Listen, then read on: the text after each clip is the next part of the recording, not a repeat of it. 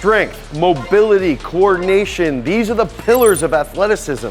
They're the keystones to becoming an absolute freak that everyone aspires to be. But millions of people every single day make the same mistakes that destroy their athleticism. I'm gonna show you the #1 thing that is totally obliterating your athleticism, and we're gonna give you solutions to make you a freak athlete, and we're gonna start right now. Athletic development is about having that all-encompassing regime that's going to lead to further development with fitness and further development with sports performance. But if that regime isn't dialed in, there's going to be some type of problems as far as that athletic development is concerned. If we spend all of our time benching, squatting, deadlifting, there's going to be issues, okay? There's going to be things that lead to leaks in our overall athletic performance. Yes, those movements are absolutely fantastic. Deadlifting, squatting, benching, yes, I just said that deadlifting is actually okay. However, we need to figure out how to piece all of these things together so that we can make an athlete as functional as possible for their specific needs. And you might be wondering, how can we do that? Here's how. Plyometrics are a quick ticket to building that rapid rate of coordination and that rapid development of athleticism. We can use the movement like a bound to a pogo hop here, boom. And one of the cool aspects around that movement is that we see a horizontal projection into that vertical projection. We can also take a movement like a champion stride. This is a movement that we even use to warm up our guys at our NFL pro days, okay? So we can get set here, we can think about a bound, then we can get into a single leg bound, double leg bound, single leg bound, and then we can finish. So it might look like this here. Boom, boom, boom. The awesome part about these exercises is that they transfer really, really well. And we like them so much that inside of our programming, we have its own day referred to as Athlete Day. Now, one of the big aspects I see as a downfall of the functional world is they might use plyometrics or unique Instagram-worthy videos, sometimes we post them as well, that are effective in their own light. But if we do them all of the time, we end up abandoning that max strength that we might be using to try to get a little bit stronger. And then that leads to some type of massive neurological fatigue. The athlete's not that strong, and over time, they might even develop some type of injury because they have abandoned everything else and they are just doing those cool looking plyometrics all of the time. We need to look at this as a global regime. We need to look at developing someone to be very strong and to also be extremely twitchy. So we need to have those athlete days, but we need to not have them for days. So how can we attack this global regime? First, we've got to understand the benefits of neural priming. If we could add some type of jumps into our warm-ups, all of a sudden, our body is going to recruit high threshold motor units a little bit more effectively.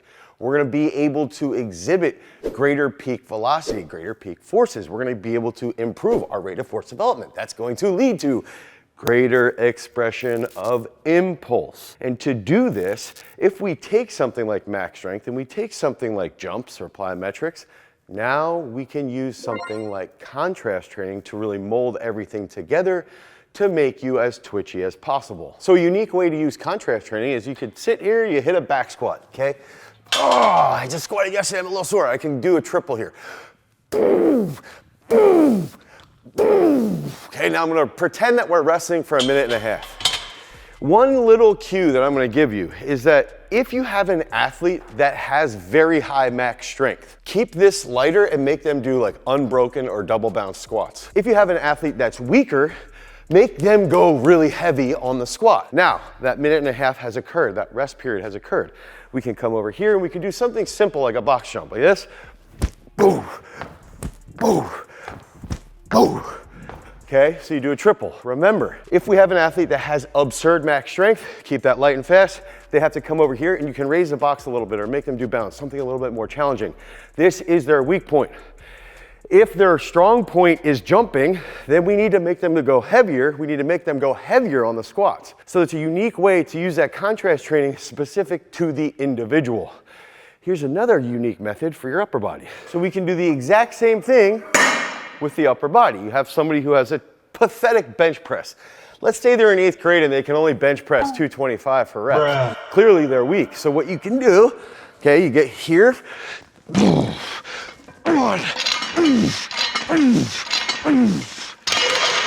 push them to go a little bit heavier on the bench. Rest about a minute to a minute and a half. You hit that bench press, come here, boom, boom, boom, boom, boom. You can do push-ups to boxes, or clap push-ups, or one of my all-time favorites, which would be here, boom, boom, boom, boom.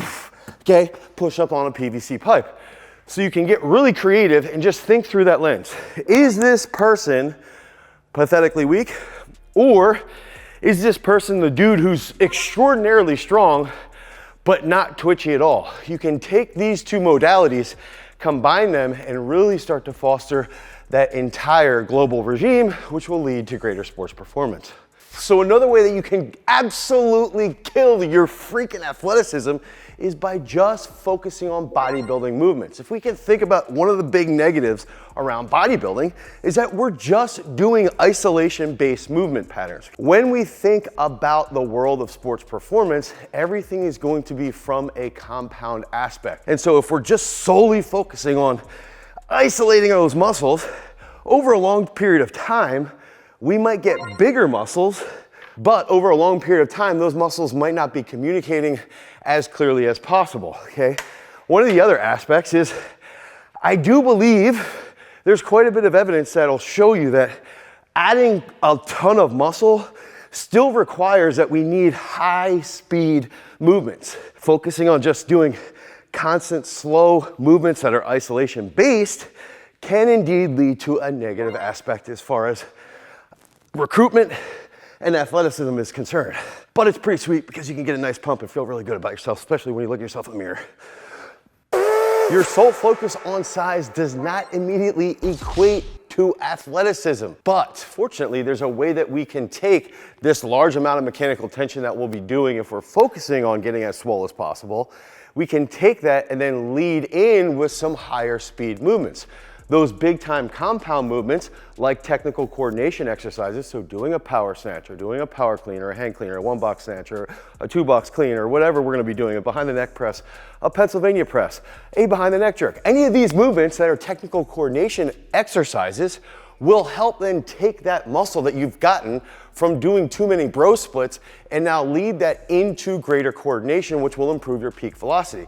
We can also bring back those plyometrics. So if we take these big time swole muscles, use technical coordination movements, use some type of speed training, use some type of plyometric work, now all of a sudden we're heading into a better direction to saving our overall athleticism by thinking through what is that global regime that's gonna help us lead into greater athleticism.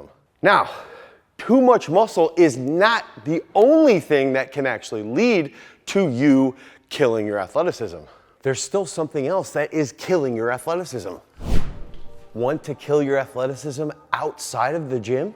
Doing too much endurance work can also have a massive negative impact on your overall athleticism. There's a couple reasons why. First, if we do too much endurance work relative to our sport, think about endurance through what your sport needs. Okay, so if we look at it, if we're doing too much endurance work, there might be a fiber shift. So if we're an Olympic weightlifter or we're a shot putter and we're going out and we're running 10 miles, there will be a fiber shift away from fast twitch muscle fibers into more slower twitch. So that can be a negative for your overall athleticism if you need to be more explosive. Another aspect is we might get into patterns that could inhibit our overall rate of coordination or our overall coordination ability. If we look at a sport like cycling, or a sport like swimming, or even a sport like running, and if we're just doing the same exact repetitive movement over and over and over and over again, these sports are absolutely fantastic, but they're not overly complex in the realm of how they can improve your rate of coordination or your force development or your peak velocity. So we've just got to be careful when we're looking at endurance work that we don't get too dialed into one specific movement pattern. So what is the moral of the story and how we can stop killing your athleticism? Don't focus on one specific portion of your overall athletic development. Instead, look through the lens of where can we get our impulse? Where can we get our max strength? Where can we get our speed work? Where can we get our endurance work? What is the endurance that's relative to our actual sport? Even if we're looking at athletes like 10K runners, they still benefit and they still do things like max strength work to a point, and they still do things like impulse. So we've got to do something that has a daily explosive movement, and then the rest of the system should be built around all those other pieces working synergistically. And that's exactly what we do inside of our strength training app, Peak Strength. With over 700 different strength training exercises, we look through that lens of how can we pull from all of these different areas specific to your sport and to your needs. We're looking at how can we train a cross-country runner the most effective way versus how can we train a baseball player versus how can we train an offensive lineman. So head over to peakstrength.app, the Google Play Store, the Apple iOS store. You can download Peak Strength today. You'll get 5 free workouts, 1 full free week of training. Because remember, freaks, if you want to become a champion, you've always got to cultivate your power. Peace.